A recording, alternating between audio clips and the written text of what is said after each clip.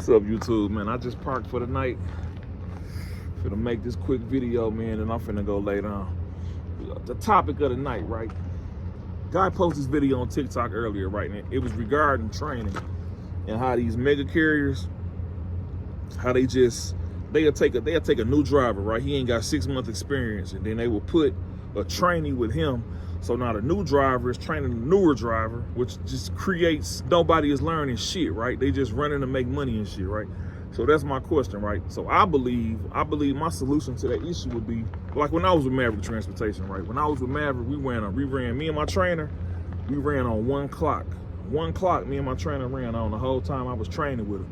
So we drove off that 1 clock, and then he had like a 2-hour window on the back end, just in case we couldn't find parking or something like that. But we got stuck at a shipper. It was a 2-hour window for us to go find parking that he wasn't able to use every day. He just used it in emergency cases. I believe all companies need to go with it. I believe FMCSA, they needs to make that a mandate and a rule. That way drivers get adequate training. Also, it needs to be a time frame, a window set before new drivers to become trainers, right? Because you go, like I say, you go to some of these companies and I can be driving for 6 months. Within 6 months, you contacted me asking me, do I want to be a trainer?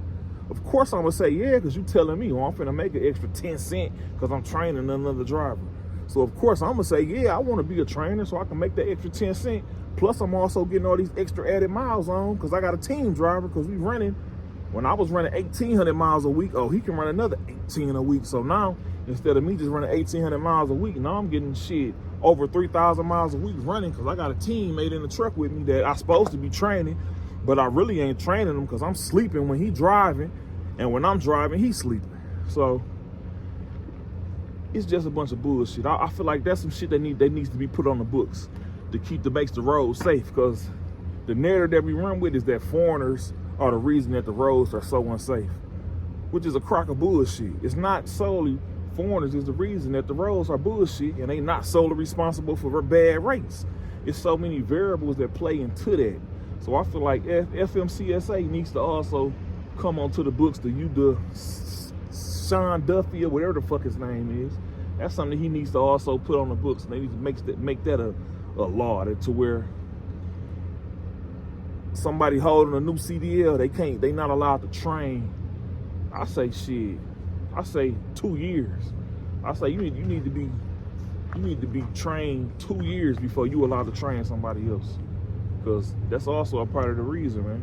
I done seen so many TikToks with drivers they done got off the truck because they say I ain't learning shit. My trainer back there asleep. When he's supposed to be training me, he back there asleep and he ain't teaching me shit. So I ain't learning shit. Or I bagged into somebody at the truck stop because my trainer was back there sleeping. He was supposed to be training me. Or I ran off the road. I was sleepy and ran off the road and all this shit. Like, I just believe that needs to be a law on the book, man. That you have to have a certain amount of experience up under your belt legally. Not something that the company mandates. Something that the government mandates before you are allowed to be a trainer, man. And also, all trainers and trainees need to run off 1 clock. If they run off 1 clock, it will eliminate. It would eliminate a lot of shit, because you running off 1 clock. Because how Maverick ran when I was with Maverick, we ran off 1 clock. My trainer was not allowed to be in a sleeper while I was driving. I wasn't allowed to be in a sleeper while he was driving. The first 2 weeks, I think it was 4 weeks training. The first 2 weeks in training, he did a lot of driving, and it was a lot of visual learning and all that shit. Hands-on training when it came to flatbed securing. Then the following 2 weeks, it reversed to where I did a lot of driving. It was a lot of hands-on training and so forth like that. I believe it needs to be set up like that, to where the trainer and the trainee runs off of 1 clock the whole time that they is in training, and then they go on and so forth. Because a lot of these companies, they don't give a fuck about nobody crashing or being safe. They self-insured, all that shit. They self-insured.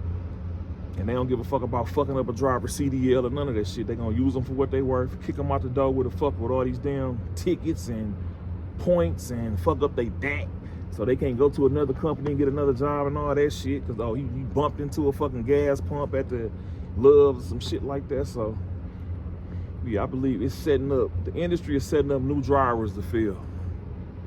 The industry is definitely setting up new drivers to fill, and the state of the industry is not strictly on foreigners. America's had to hold some accountability to how the state of the industry is when it comes to rates, accidents, crashes, all that shit. We gotta hold ourselves accountable, and I believe we don't hold ourselves accountable, man. That's just my rant for the night, man. I'm finna hit this sack. Y'all be safe.